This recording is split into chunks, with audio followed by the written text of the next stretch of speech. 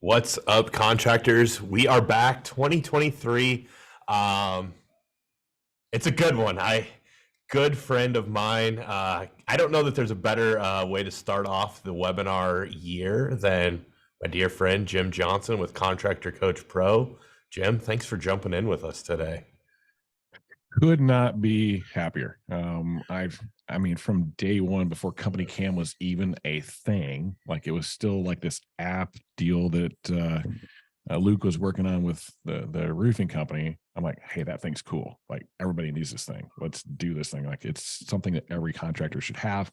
So always been a big believer and just happy to be here, man. Let's help some folks out today. Yeah, absolutely. So while we let those folks kind of trickle in here, two things. You mentioned Luke. I missed everyone in December. I wasn't on the webinar. We had the CEO on. He wanted to get his 60 minutes of fame in there in December. But I'm back and I'm excited to be back. And we've got great content today. And Jim and I have just been talking for the last 20 minutes about content and making quality content, because that's a big thing. Is there's a lot out there. There's a lot of noise in the space. And I'm very passionate that we continue to make great content. And so let's go ahead and acclimate ourselves with the Zoom software. If you're new, in the chat feature there, go ahead and let us know where you're joining us from. But also, if there's a specific piece of content you would like to see us create in 2023, let us know what that is.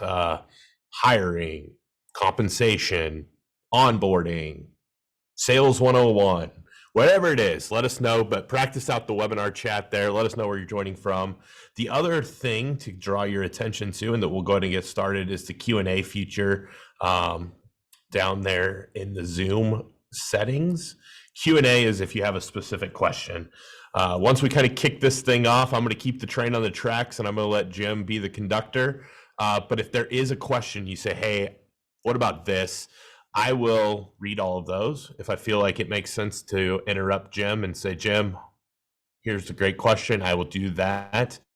If I think it's a question that we can get to at a later slide or even at the end, just know I'm reading it. We'll get those answered for you. So webinar chat, I don't see any of you in here. Let's get in there. And then the Q&A feature, if you have questions. So with that, Jim, let's change some people's businesses in 60 minutes on a Wednesday afternoon, morning, wherever you're joining us from in time zone world.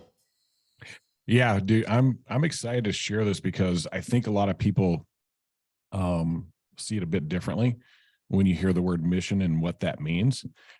Somebody from Red Deer, Alberta. Man, it's cold up there. Right now, Yeah. It's a little chilly. San Diego, awesome. Brent with Midwest Construction, Mason City, Iowa. I will be through Mason City, Iowa here pretty soon, headed to Wisconsin. That's where my wife's family is. Yeah, that's pretty cool. Good, guys.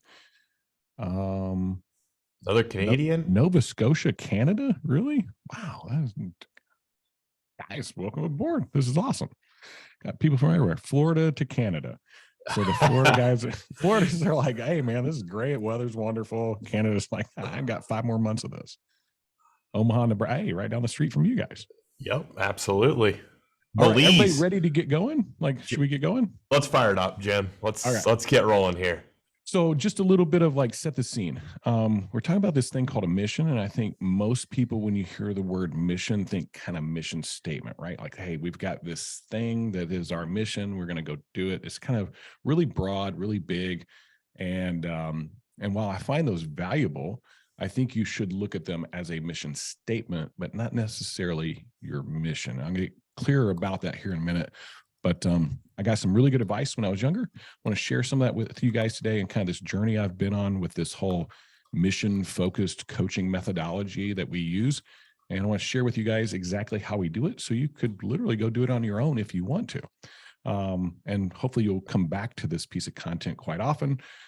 Grab a pen, take notes, that kind of stuff, because I might get a little deep today, but be patient with me. I think it's going to be valuable for you. So I'm going to go ahead and share my screen real quick. Make sure I get the right one. Share, then we'll come right here and put on the slideshow. So, how to create an epic mission. This is really a multi-million dollar success recipe. I'll explain to you why I say that. It is something that I have been doing for years, and it literally has changed like my life. And I hope that it changes the lives of the folks that are going to be on here today. That you see something might be a little bit different than what you've seen before. So, our goal today is first off, gain an understanding of what we're talking about when we say mission, because it's a little bit different for us than what you would hear most of the time. I want to show you some proof of what missions have accomplished. I just got some the other night that it's not even on this because I prepared this, but a company that we coached, their mission was to go from 0 to 5 million their first year, and then 5 million to 15 million their second year. And they accomplished both of those marks. Like, it can be done if you have the right tools and you have the right way of keeping accountable to it. So we're going to talk about the elements of a mission and really a strategy as well, then how to design one, and then what you got to do to execute it. So that's the goal today, is to kind of get through that piece of content and hopefully create some value for you guys today. So first things first, it isn't a statement. Mission statements, while cool and valuable and all that, most of them are way too long. Like, this is actually a really good mission statement right here. It's actually Google's mission statement. It's short, sweet, to the point. This is our mission. But it's their overall mission as a business in kind of the long run, and this purpose that they serve. It's not necessarily a course of action. It guides their action, but it's not a course of action. And so I want you to think today of a mission being more like what you see on the screen there, maybe a bit of a military mission, like it's planned out, or, hey, we're going to climb Mount Everest. You're just going to show up at the bottom of Mount Everest one day and start climbing. You need to like have a process to do that. And your chances of success become much better. We're going to talk about exactly how to put that together. Developing a mission leads to growth, and not just growth like from a revenue standpoint of things, but growth because of the ability to delegate things. Many of us as contractors and home service type folks, we end up wearing a lot of hats, and we start to bring some people into our equation. And it's hard to take the information we have and disseminate it to them. So we end up still owning everything without like giving them empowerment and authority to own it. This tool allows for that. It allows for you to delegate things pretty easily and then manage them. You're also able to empower people. So you start empowering people, they can grow as leaders, and your business can expand. And then the biggest thing is, if you get this thing in place, it's really working smoothly for you, it creates a lot of capacity. It's our goal with any of the contractors we work with that if it's part of their dream to just run their business, what they get down to is once a week on a meeting for about an hour and a half. And that's all they got to do. That's the freedom that they've been searching for whenever they started their business, instead of working in it every day, is this ability to work on it and hold people accountable to what needs to be done. So we're going to talk about how it applies to growth. And I want you to really like hone in on this. It is the rally cry. When you develop a mission, and we're going to get to what that looks like, but it's the thing that everybody rallies around for the year. For example, here at Contractor Coach Pro, we got this report that we look at every single week in our mission, and it's got red and green. Red's good. I mean, red's bad, green's good. Like, hey, red stuff, no bueno. Green. And so we're like, hey, what's our mission going to be this year? And sat, talked about it, worked together. It's Operation Evergreen. That's our goal. Make that thing green all the time. And so this is our rally cry. It's Operation Evergreen. We're after this all year long, totally focused on it. So it creates this purpose that is aligned with your overall mission as a company, that you can rally people around, right? And it's focus as a goal for the team. Like the whole team is like, hey, we're all going to climb Mount Everest together. So it's your rally cry. We'll get to exactly how to put that in place so that you can keep it all the time. Michael, if there's chats or questions, you're gonna stop me, right? Like 100%. All right. Yeah. Cool. Once you kind of dive in deep, I'll probably even stop you with my own chats and questions too. So I want to give a little backstory here, this mission journey and why this thing has been such a point of focus for me over my lifetime. As a kid, I didn't have the greatest like growing up situation. A neighbor across the street noticed that I had some potential. He comes up to me, he's like, hey, I know you want that motorcycle I've got. Would you like to mow my yard and do it for the summer? You'll get the motorcycle. And what he was doing is he was looking at me as somebody that could possibly be a business person. And he was putting me through this, like, do these things consistently and you get this. So I did the work, did it well. And he said, hey, it looks like you have some potential. And I ended up building a pretty sizable landscaping business as a 14, 15-year-old kid, to the point that I actually sold it whenever I was a senior moving into college, that, hey, I had something that was valuable and I was able to sell it. All of that was based on this concept of a mission. I got something I got to do in this period of time, break it down and execute. And so he taught me the basic concept, right? Like, hey, this is the concept of what a mission looks like. As time went on, I came across more and more opportunity to learn about how to develop a mission. There's parts of this that you will see if you've ever read the book Traction before. You'll go, I see that. Like, I recognize that thing. But there's also other parts of it where you'll go, where did that come from?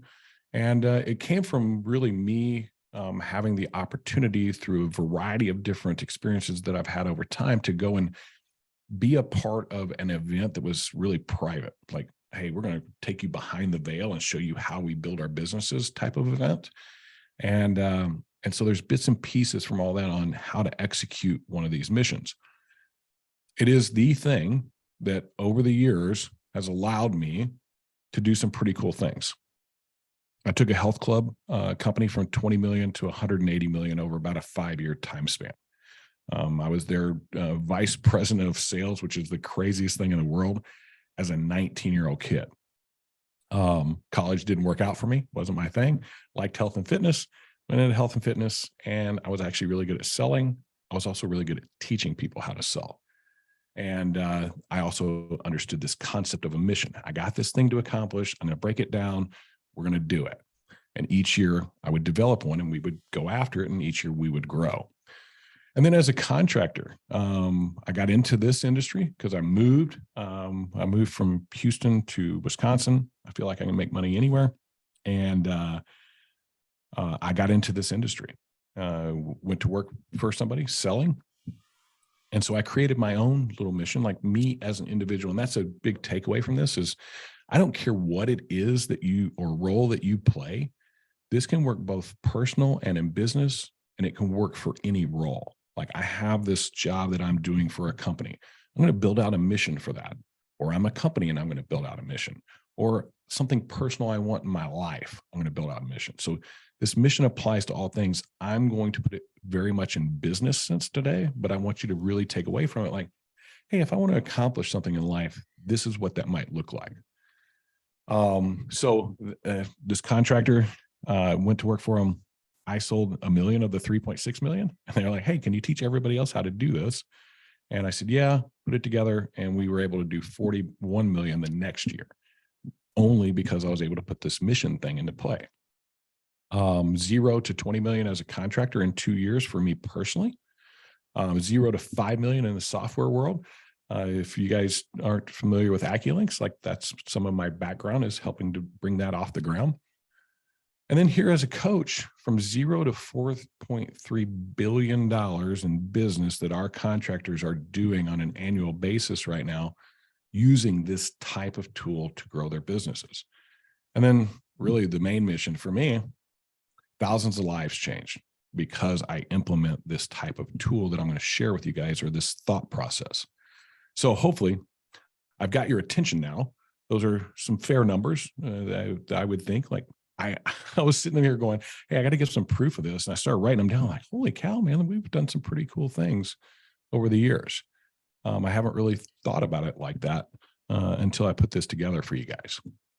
So, and you're the very first ones to see this. This is not out there anywhere. I haven't shared it with anybody else. CompanyCam first up. So 5 elements. When we're going to talk about 2 pieces, we're going to talk about a strategy and we're going to talk about a mission. Okay. So first off, in order to build a great mission, we better have a pretty strong strategy for our business. So I'm going to talk about those things, but I'm going to stay pretty high level there. I'm going to dig really into the mission part of it. But in order to build an effective mission, you have to have this lens that you're looking through as saying, these are the things coming in the future. If I don't know those things in the future, a mission, while still valuable, may not play into what you're trying to get to overall. So let's talk about those 5 elements: core philosophy, BHAG, vision, sit rep, and annual plan. So first thing, core philosophy. Think of this as really the thing that creates your culture. Like, who are you? What are you about?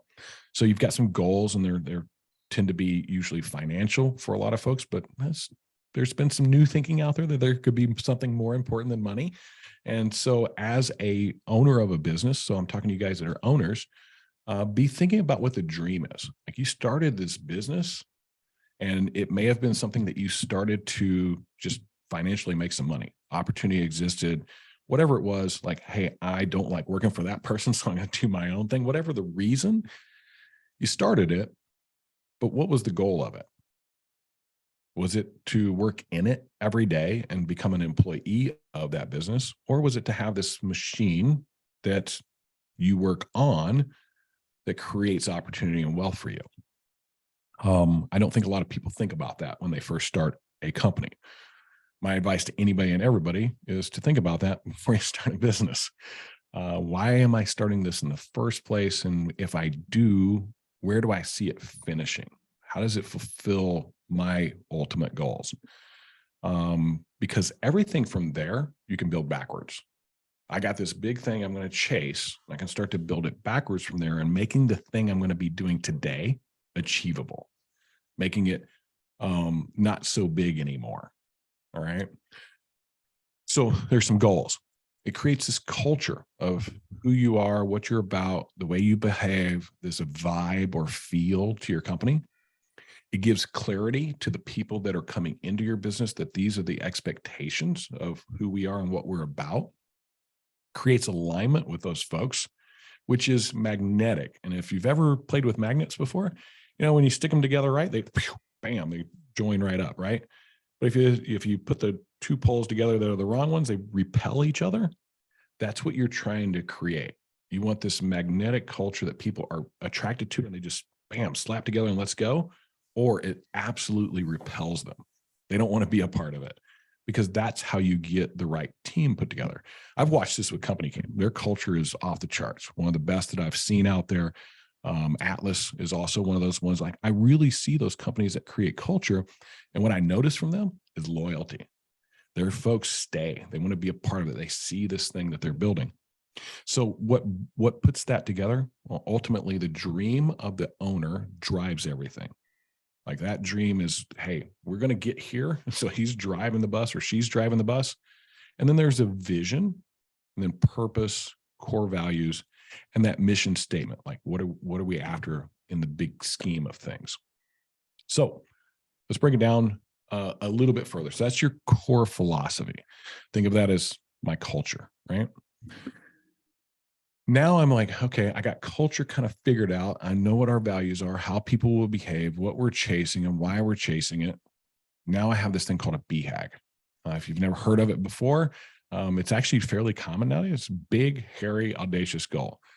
The biggest, hairiest, audacious goal I can think of off the top of my head is going to the moon. Like, they were going to put a man on the moon. Kennedy came into the presidency and like, we're going to put a man on the moon. Everybody looked at him like, he's crazy, right? Big, hairy, audacious goal, but they were able to achieve it. And whenever you are looking at your business, if you don't create something that challenges you, you are likely to become complacent.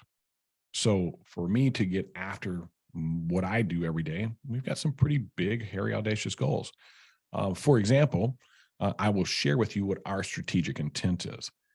Our strategic intent is to provide the highest quality professional education for contractors, because there isn't a school for this, to flip the 70 to 80% of contractors going out of business within 3 years to 10 to 20% of contractors going out of business. We want to flip that dynamic. That's what we're working on. That's our big, hairy, audacious goal is to do that. We feel like if that's our strategic intent, everything else becomes easy from there. That, hey, we have these objectives. We've got to put together quality content. We have to have the best of the best coaches. So we have these primary objectives that we're achieving to make that strategic intent happen, which makes our dream and vision happen. So I'm looking through this lens all the way back to that foundational core philosophy aspect of things. And then I've got some strategies. So there's these strategies I'm going to use. Like, I'm going to create a culture that's killer. It is going to be a place that people want to work, and only people that go, that's high level. I can't even ask to work there unless I'm high level. And so I've never put an ad out for a coach ever, not once. These folks have come to us and said, I want to be a part of this. That was part of my strategy. Build a culture they want to be a part of that's elite. So you would think about the strategies you want to do to achieve that BHAG. If there's any questions there, that's pretty high. And it's a difficult thing to kind of wrap your head around strategic intent. Hopefully I gave you a pretty good example of it. As a contractor, if I'm sitting there as a contractor, it can't be something like, we want to create the best quality and service. I mean, you hear every contractor under the sun say that. You're just another one of the folks out there. It's not different. It's not unique. It's not a driving force. But if you were to say something along the lines of affording homeowners an opportunity to purchase their home makeover online, that's a pretty big strategic intent. That's a whole different world you're innovating and creating. And then everything is looked at through that lens. Everything you're now doing is like, hey, that's our thing. We're going to build from there. Hopefully that sinks in a little bit. Question for you on that, Jim. Yeah, go ahead. You might be getting to it. It looks like I think you might actually get to it on this one, but you had the word finish line up there. And I'm thinking to myself, like, with your guys' strategic intent of flipping that high percentage of contracting businesses going under in their first 3 years and trying to almost just completely flip that dynamic, how important is it? I'm even thinking of like a track analogy of you're running the 2 mile. We know that that's 8 laps around the track. And yeah, I do have my end goal and that end finish line. Like, I want to be crossing it in X time. How important is the split times, if that makes sense, for this, where it's like, it's literally the whole point of the mission. The mission are your laps. So I got these laps I'm doing. If you see on here, it says 5 to 10 years is usually where we put a BHAG out there. It's way out there. A lot of folks, BHAGs are something focused around being able to afford them the opportunity to sell their business, right, in this amount of time. But to get there, I've got these laps I've got to run. That's a great analogy, by the way. I got these laps I've got to run. And that lap I'm running each year is the actual mission. This year I'm doing this. Next year I'm doing that. Next year I'm doing this, all focused on this thing. And this thing is the 50,000 foot view. It gives me the North Star. Like, I have this North Star I'm aiming for. And so these laps that I'm running, it is amazing analogy. I'm going to steal this from you, Mike. It's all yours. If you're going to run a 2 mile, you're not sprinting the first lap. You are going to run out of gas, and you have this pace that you need to be at. And if you're well coached in track, they talk about pace and your stride length and all that other good stuff. And you're shooting for this target at the end of each one of those laps, knowing that this pace is going to take you to the ultimate goal, which is to win the race, right? Great call out. And that's exactly what we're building towards is, how do I do this mission? So whenever I first started doing this stuff, all I knew about was like the goal and break it down and do the thing, right? Over time, I've added these other pieces that have helped those missions become much more executable and very focused. Like our lack of focus is the death. And I mean the absolute death of our potential. If we're distracted and we're not able to achieve things, and without something going, hey, this is my North Star, we lack focus and we're like a rudderless ship. We're not running on the track. We're running through the infield and out in the stands and all over the place, right? So we need this thing that keeps us on that lane that we need to be in.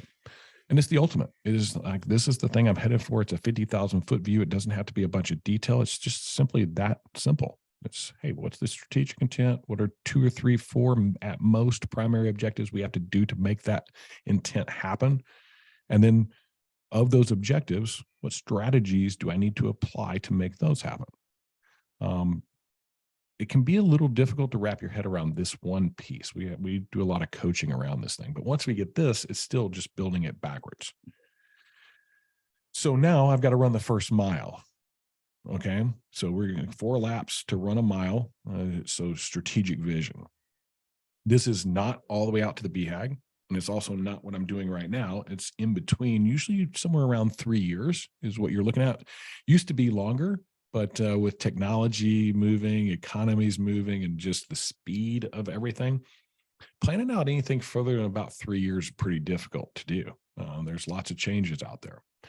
The strategic vision is midterm progress. Like I'm progressing along this route that I'm going to towards my dream and my BHAG. This is keeping me on that track and in my lane.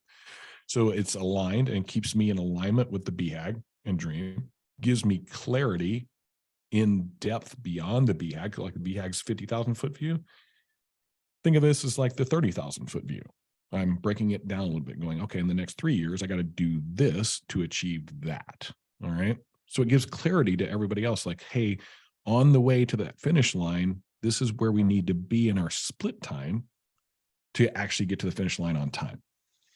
Man, I am stealing it. My guys are great. That's a really good. I wish I'd have thought of it myself. It applies metrics. It's really the first place that you are likely to start to put some metrics: revenue, profit, units that you've sold, clients served, those type of things. The services you provide, like for example, if you're out there and you're a contractor and you do fencing, okay, could we do something else?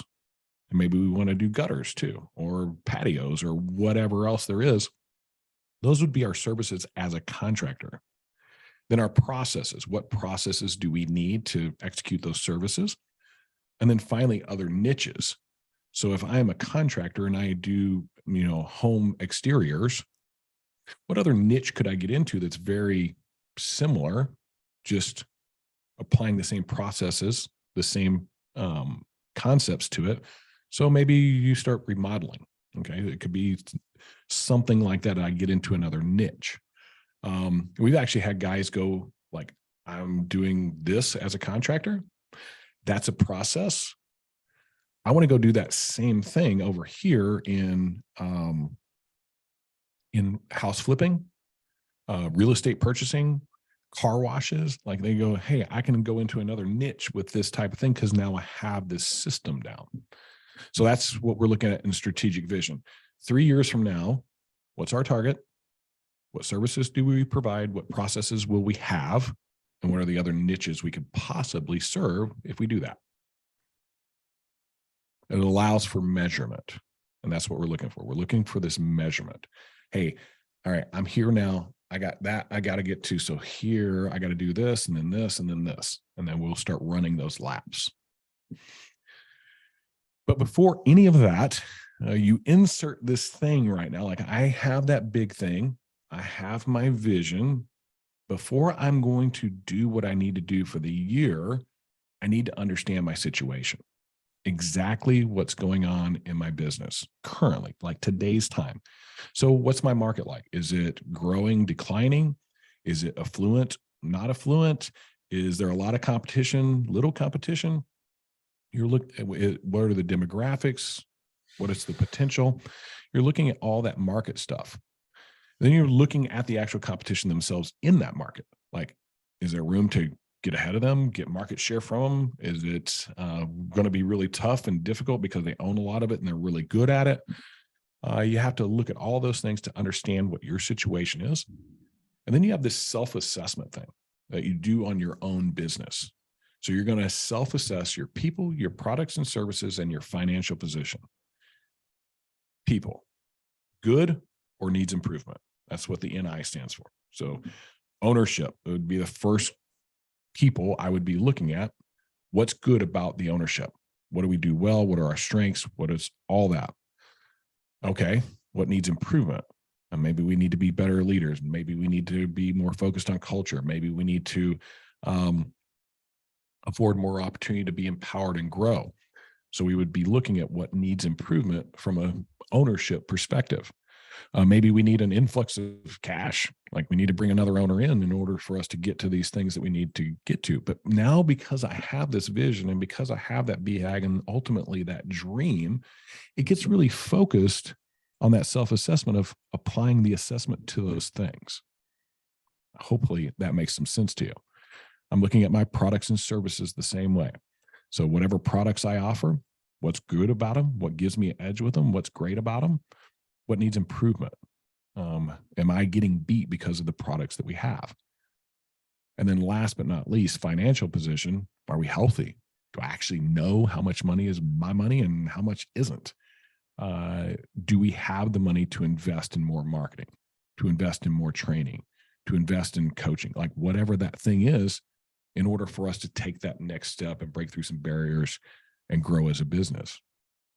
And then we're looking at historically and mostly over the last year. What are the lessons we learned? I'll give you a great one. Jim Johnson tends to be the guy with all the ideas. That's me. Like I got a million ideas and I think they're all amazing.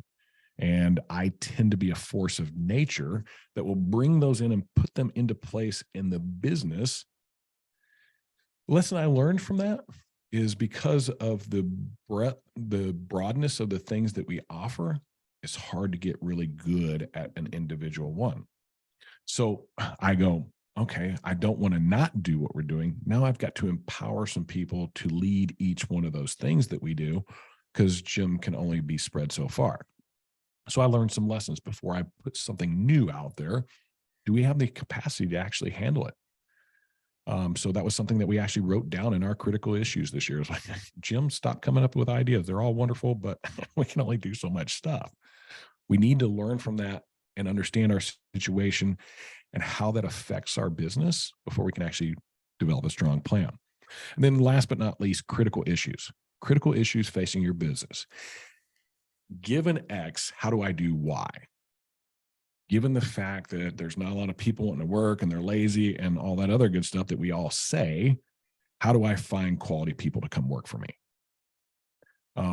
My first suggestion on that particular one, go look in the mirror first, because there's other people with lots of people working for them that love working for them. So it's not like people are lazy. They may just not want to work for you. So we'll understand what the issue is and some of those ways that you can actually solve it. Hopefully that gets you your situation. Now that I understand what my situation is, where I'm headed, dream, BHAG, and vision, I can actually develop an annual plan, this year's mission. And so the way that works is we've got some annual objectives that we're going for. I think 2 to 3 is usually what we will tell a client. Just pick 2 or 3 big things going to take you all year long to do in order for you to achieve your vision in 3 years. That's going to achieve the BHAG in 5 to 10 years. That's ultimately going to fulfill your dream of getting to where you want to be. So these objectives are aligned with what we're doing. So let's kind of build one out and kind of talk about what that looks like. So there's also 5 main elements of an epic mission. There's the goal. Like, hey, we're going to climb Mount Everest. That's the goal. I know what that is. And I've got a name for it. It's Operation Climb Mount Everest. You can put this into like military terms. You can think of Desert Storm.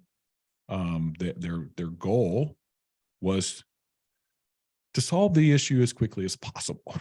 We got an issue over there. We need to solve it as quickly as possible. This is called Operation Desert Storm because their strategy was the shock and awe thing, right?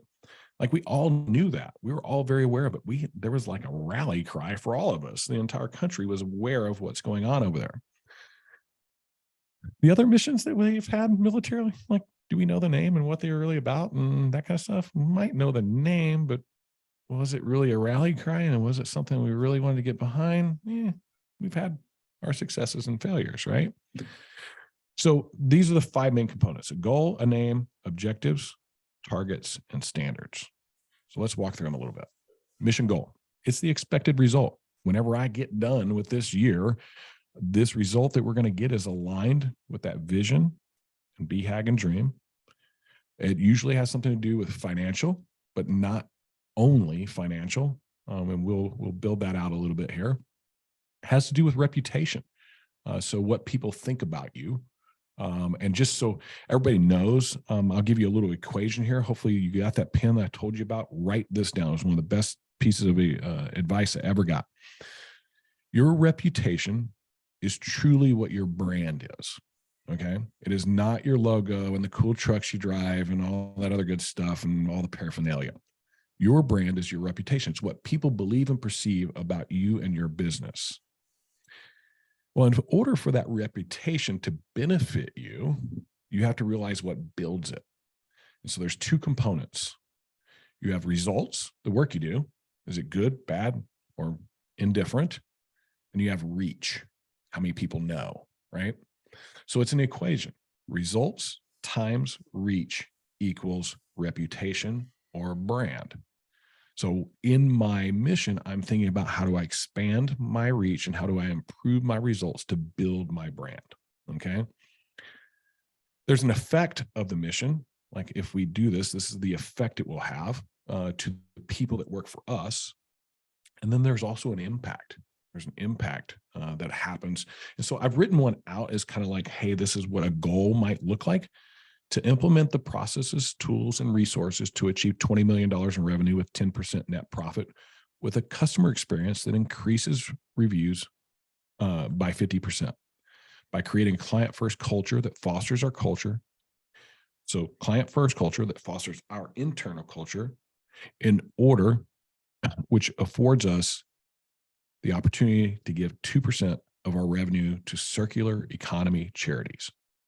Pretty specific. Like at the end of the year, that's what I want to get done. That's the ultimate goal of this mission that we're going to do this year. It's just a sample. Everybody's is different. Everybody has a different thing that they're after. But that's what a goal would look like. It's not necessarily all dollars. There's finance, there's reputation, there's effect and impact.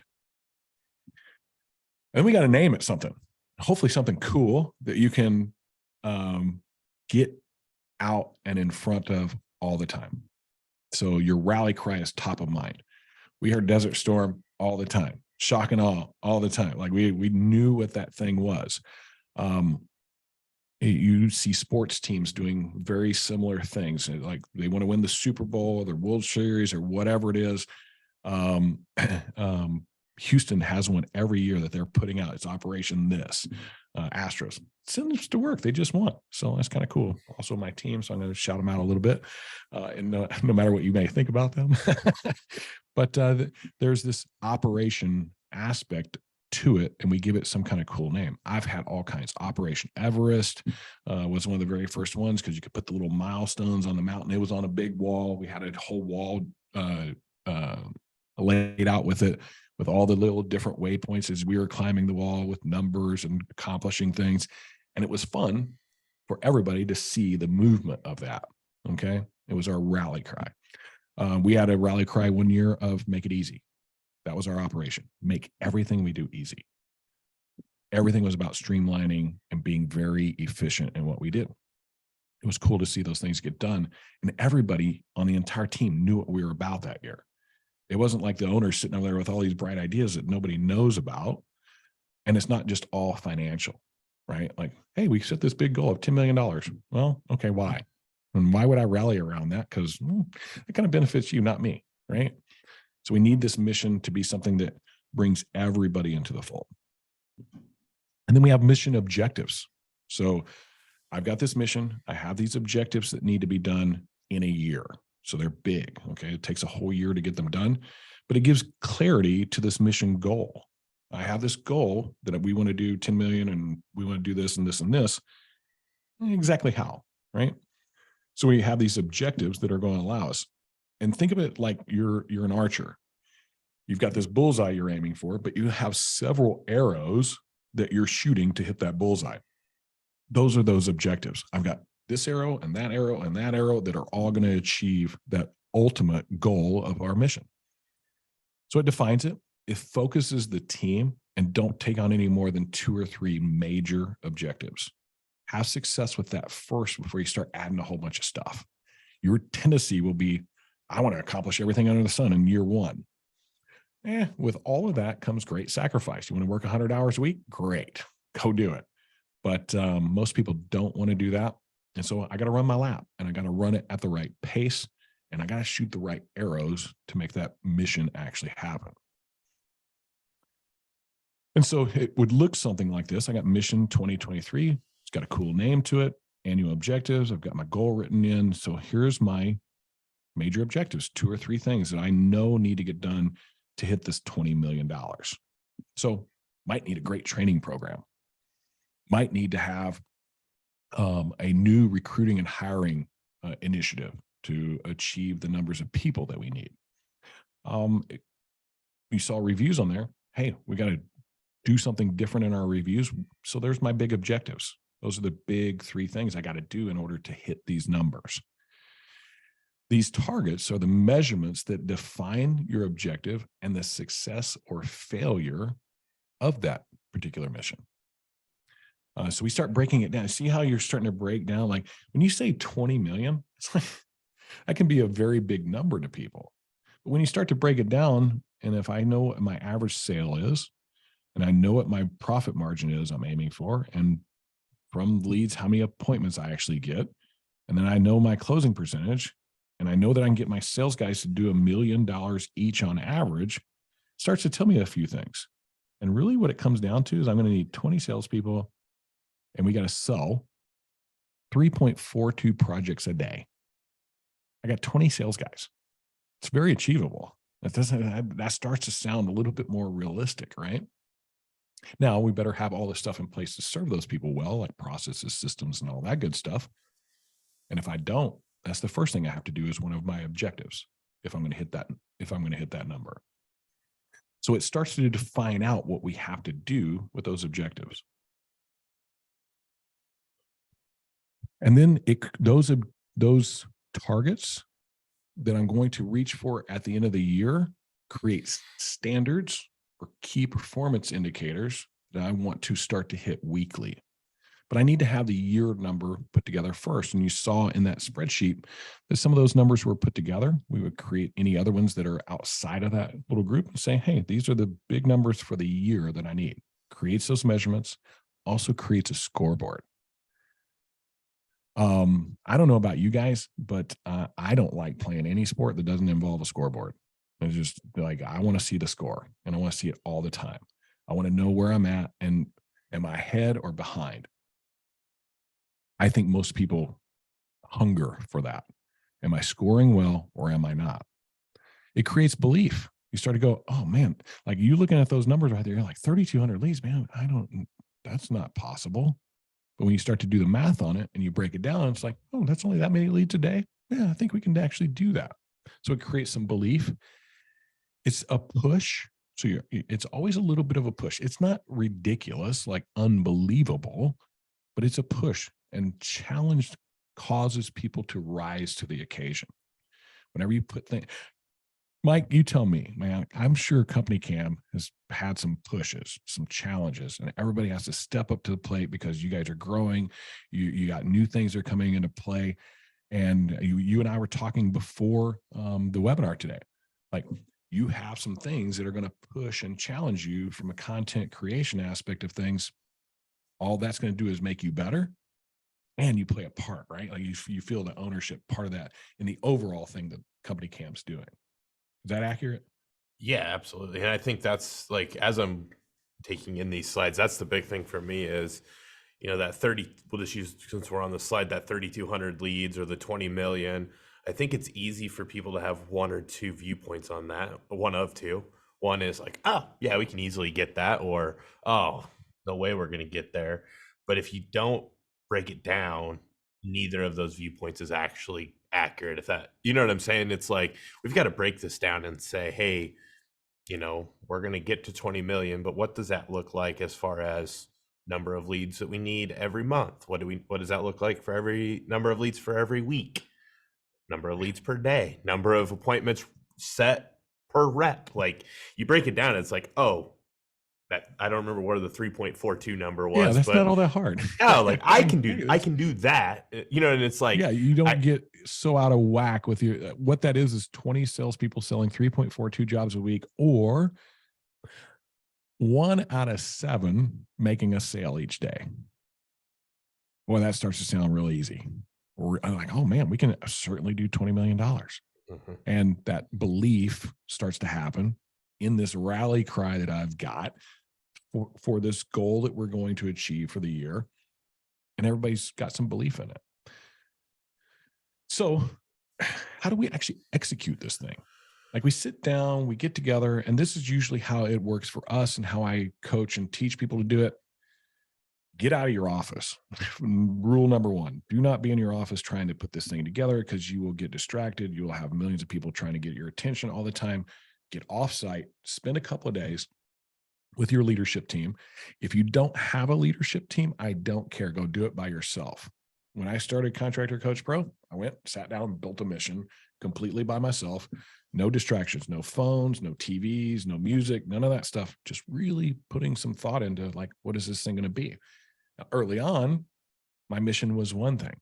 I wanted to serve about 4 contractors, coach them, go golf and fish in the afternoon. Sure enough, people liked what we were doing and wanted more of it and wanted to get it from us. And so it actually became a business. Then I had to go back to the drawing board, say, okay, new mission for year 2, new mission for year 3. When you got to year 3, it's like, uh-oh, I need to go back, because I was never intending for this to be a business. It wasn't that wasn't the purpose. Then I realized it is a business. First thing I did, boom, go all the way back to strategy, start building that out so I could plan the year with this ultimate purpose to get there. So in executing our mission, we got to take that big year thing and now start to break it down. And so you can see a few things. There's some quarterly things that we're shooting for. There's some weekly things. We're going to walk through each one of these, break it down for you so that you can start to track it on your own to actually achieve this big thing that you're after. But the key to executing the mission is accountability. So how do we make things accountable? First thing is we got to identify what we call tactical operating priorities. They are the 2 to 3 big things that I got to do this quarter to achieve that objective that I had for the whole year. Remember, we had 2 or 3 of those. Well, quarterly, what do I got to do to make that thing happen? I got to start here, then there, each time focused on getting that major objective done for the year. What becomes different about it is you see this thing that says owner. Somebody just became responsible. Somebody owns that thing, and they're going to be responsible for this quarterly operating priority that has to happen. And at the end of that quarter, they're either going to be able to say yes or no that something got done. We meet weekly about this, and every week when we come in, we're like, all right, top 1 was this. Is it on track, off track? On track, great, boom, move on. We don't talk about it anymore. We trust the person that's working for us that owns that, saying, yes, it's on track or off track. The second they say it's off track, we're like, what challenges are you having? We'll talk about how to handle challenges here in just a minute. So that's how we stay accountable to this big thing we're trying to accomplish. You can see some departmental tops. So there's company tops, like these 2 or 3 big things, but inside of some of our companies, we have departments and stuff like that. They also have their own tops. These are quarterly milestones. Think of my waypoints along the way to climb Mount Everest. Then most of you hopefully have heard of the word SMART goals before. Specific, measurable, achievable, relevant, and timely. Any goal that you set should meet those 5 requirements. Except I don't like the word goal. Yeah, it is a goal, but really what it is, it's an action. I've got to take these specific actions to make that quarterly priority happen. So if we take one step back, I got 2 or 3 tactical operating priorities. I got 2 or 3 sections for smarts. What are the 5 to 8 big things I got to do to make that quarterly thing happen? Like, hey, this quarter, I'm going to build a training program for our production team.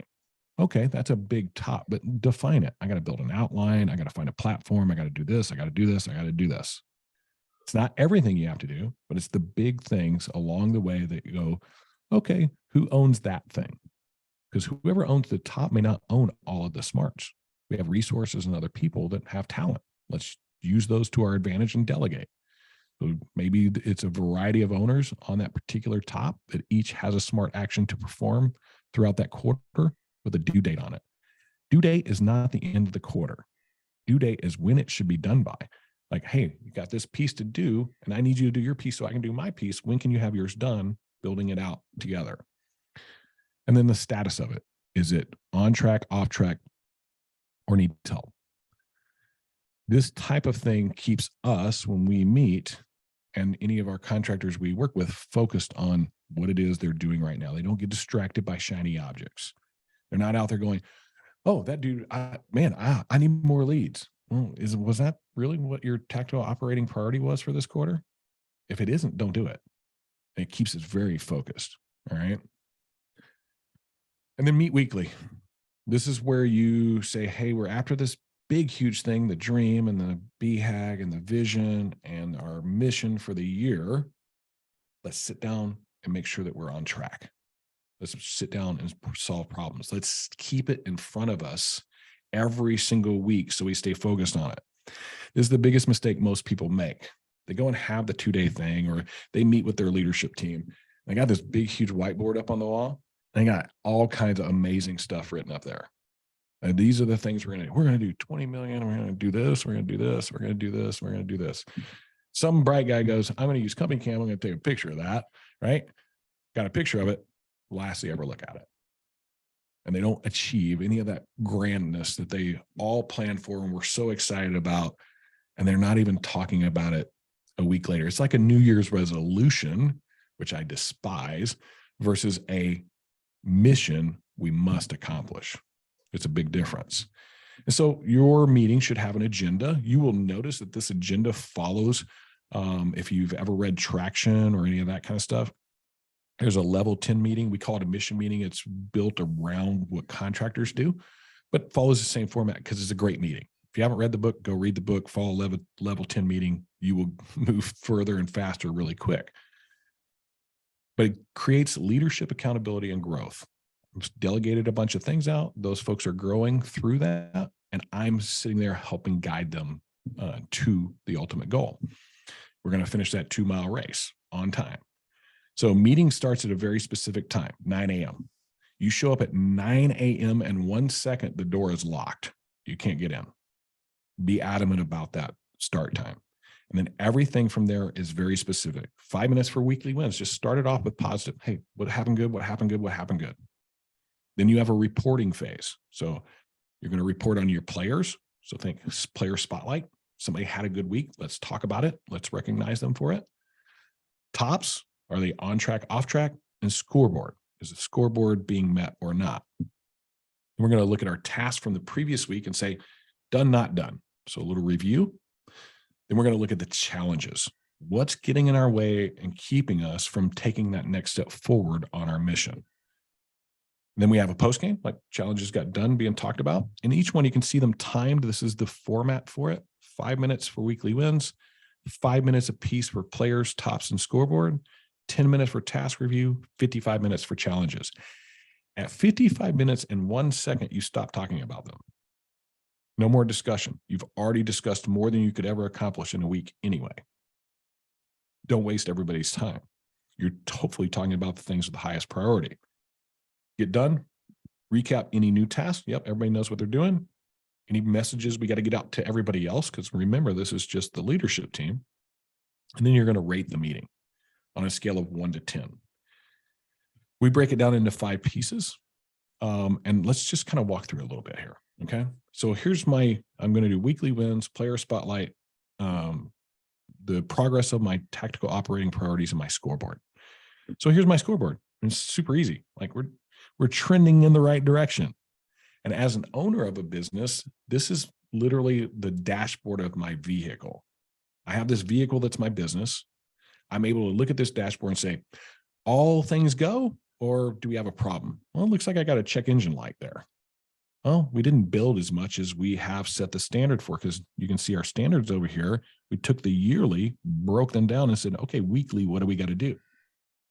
And those are a lot more achievable. Hey, I only got to get 4 reviews this week to get to this whole annual standard of 200. That's not too hard. We can certainly do that. And I've got to build I've got 92 that have been generated as leads. Our standard is 15 a week. We're beating that. We're killing it. Way to go. No discussion about it or anything like that. We all know what green and red means. This is where we're at.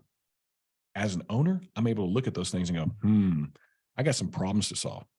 Which one's the bigger problem?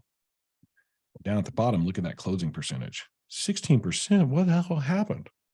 We got to go solve that problem. So that would probably be on my challenges. Like, hey, our closing percentage is really stinking. Let's figure that out.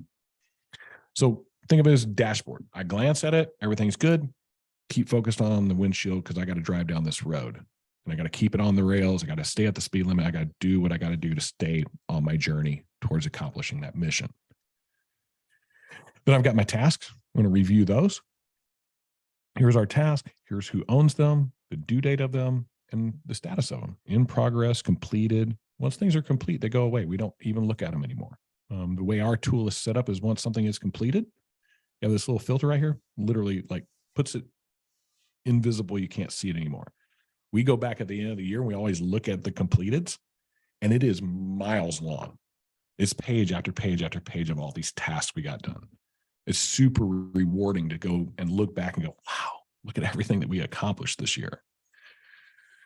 So you review this piece in reporting phase of your meeting. You identify performance like of your leadership team. Hey, are we on time, not on time? So Jim Johnson's got this thing to do by the 31st. It's not the 31st yet. He's okay. We look at this one. Hey, 31st. Jenny's got this thing to get, man, we're running tight. It's the 25th right now. It doesn't even say in progress yet. What's going on? Let me check on that. As a leader, I'm seeing who's getting things done and who's not. Who's taking the bull by the horns and who's not. Who's really a leader in my business? Who's really doing what needs to get done? So then you have challenges. The challenges are, you'll hear the word issues used a lot. I don't like issues. Issues are negative. Challenges are positive to me. Like, hey, man, I can overcome them. These are the obstacles that I've got to overcome. Regardless of the situation, we're just going to make them happen. So what these challenges do is it creates teamwork. I have a challenge. I think I have some answers to it. So I write some solutions to it, possibly over here on the right-hand side, but I want to get everybody else's input. I want to, 2 heads are better than 1 and 4 is better than 2.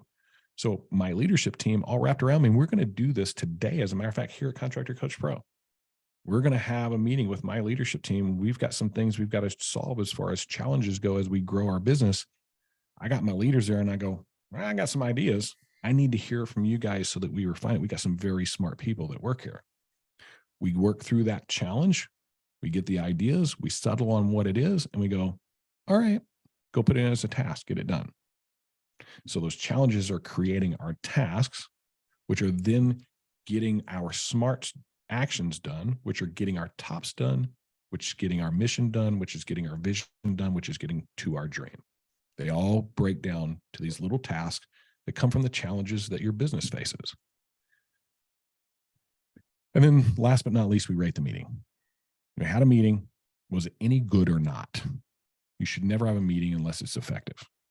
And so we rate it on these 5 criteria: prepared, engaged, focused, and efficient. Did it solve a real challenge? And do we have clarity on next steps? Each one of them having a total of 2 points. So if you did it perfectly, you get 2 points. Anything less than perfect, we're knocking off. Usually like half points is what we see a lot in the meetings that we have here and as we coach our clients. So each person is a judgment score. They go through, they look at it and go, okay, that's a 2, that's a 2, that's a 1, that's a 1.5, and that's a 2. Boom, score. And you can see everybody on our team like has their score. And our final score is a 7.5. Not good enough. Our meetings must meet an 8 or better, or we're doing them wrong. Why'd you score the meeting what you scored it? Anybody that's less than 8 must justify their score. Explain to everybody else why you gave it that score. Starts to identify like things that are happening in the meeting that are not beneficial, going down rabbit trails, not solving problems, not coming prepared, honesty with everybody else. It's a tough thing sometimes, but our meetings are extremely effective. For the first 6 months, we did not score an 8. I'm a hard grader, number one. Since then, we've had one meeting that was less than an 8. That's been for 4 years. It's pretty awesome that we come away from that meeting going, that got something done. We know what we're going to do next, and it's going to achieve that mission for us. So, allows us to assess it and improve our meetings each week. That's what building a mission looks like. It is a tactical plan that will allow you to achieve your vision, which will allow you to achieve that big, hairy, audacious goal you're after. And hopefully, if you do it well, it allows you to achieve the dream of why you started the thing in the whole beginning. So some of the takeaways, the epic results of this. It develops a long-term strategic plan if you put the strategic part of it first. It gives you a very focused lens. Everything that you're doing is focused on that mission. Like, okay, that's the goal of our operation. What's this thing you want? No, that doesn't have anything to do with it. We're not worried about that. We have more things get kicked out of our meeting than things that get put into our meeting because it's not what we're after at that point in time. Missions create a target, a believable roadmap, accountability, growth, not only of you as a leader, but of your leaders and of the team executing the mission, which then creates capacity. And capacity is the key, the ultimate key to you growing your business to where you want it to be. If you don't have the capacity, in other words, the time to work on your business that you need, you're going to get stuck. You're going to hit a ceiling and you can't get past it. If any of you feel like you're hitting those ceilings and I can't get past these things, come talk to us. Like we don't charge for that. We'll have a call with you. We can help you out. We can usually give you 2 or 3 things like do this, do this, do this, and you can break through that barrier. Whatever mission you create, make it epic. Like Operation Evergreen for us is epic. That means every metric that we're tracking has to turn green. And not just once, but evergreen. So that means it's all the time. That's pretty epic. We were able to achieve that. We've done some pretty amazing things. And then you have to keep it top of mind. This mission that you do, you're meeting weekly about it, that helps keep it top of mind, but it's up on the walls. Attention's being brought to it all the time. In company meetings, we're talking about it. We're recognizing people for helping achieve the mission, all of that stuff all the time, every day, all day long.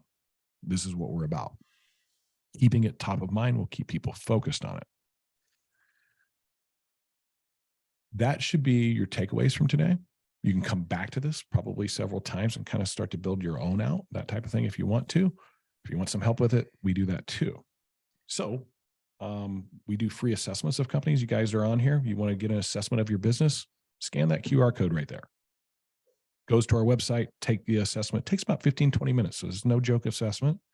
When you get done with it, we'll actually do a free coaching call with you. We can talk about this mission and how to build one, how to put one together. We don't charge for that, and it's not a sales pitch. It's truly a coaching call for you to see what coaching looks like and go, don't need it. Thank you very much for the advice. Great. Or, man, I really like that. I want more of it. That's good too. Either one is fine with us. This is me. And how to get a hold of me. Our website is ContractorCoachPRO.com. There is a new thing out there called Contractor Collective. You can actually go to your app stores, whether it's Google or Android. Think of it as a purpose-driven social media platform. The idea being we wanted to create a community of professionals. None of the pushing people down. We're all lifting each other up in there. So not your traditional social media where everybody's going to savage you for any question that you ask. We're there to lift each other up. You will see vendors there. You'll see our team there. You'll see a lot of other contractors there. Ask questions. You'll get professional answers. You'll get answers you can trust. Contractor Radio is our podcast. Follow that if you want to get more of this kind of stuff. Obviously, Facebook, Instagram, and TikTok. I'm excited about what I'm going to do on TikTok. We got something cool coming out there. Guys, that is our webinar for the day. I hope you enjoyed it. Do we have any questions that we need to get answered, Mike? Yeah, we had one question come up about loving the content and wanting to know if there's going to be a recording. So I did get that answered in the chat, but if you guys missed that, we'll be available within 48 hours. It's usually available much quicker than that, but within 48 hours, we'll get this to where it's available for all. Jim, awesome stuff as always. Loved every second of it. Had me thinking and wanted to take some pictures of things myself. That tends to happen when I do these. Yeah, just great stuff. So again, thank you, Jim, for coming. We really appreciate this. Those of you joining us, as always, we appreciate you joining us. This won't be the last time we create content with Jim in 2023. We've got big goals over here, as Jim alluded to. Jim's got big goals, and what's awesome about Contractor Coach Pro and CompanyCam is ultimately both of our goals align, and we want to make contractors better in what they're doing daily. And so if we can create content to help with that, that's what we're going to do. So thank you all for joining us. Jim, again, thank you. And we will be back here with a slightly different style of content piece in February, but we'll be back in February with some best practices for you. So we had content wasn't what I expected, because I think most people were expecting something else about mission. So hopefully it was helpful. They said it was, and I want to really kind of get that across. Like, this is how we achieve big things. It's like getting a mission put together, knowing what the waypoints are, breaking it down into the pieces that need to be done now to achieve that big thing. Because our goals are usually far bigger than our execution allows for, if it's not planned out at least a little bit. Absolutely. Well, thank you all. And again, thank you, Jim. And we will see you guys next month. See ya, everybody. Had a blast. Thanks, Mike. Appreciate it.